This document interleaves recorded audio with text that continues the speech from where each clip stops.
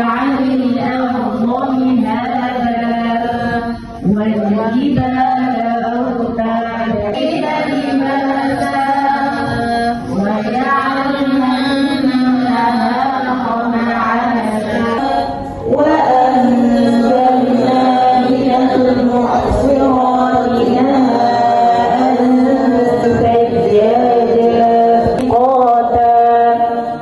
يوم ينفخ فيها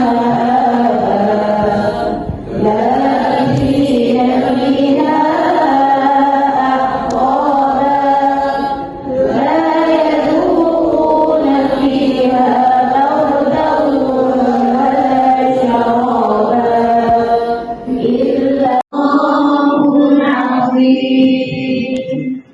اللهم ارحمنا بالقرآن واجعله لنا إماما ونورا وهدى ورحمة.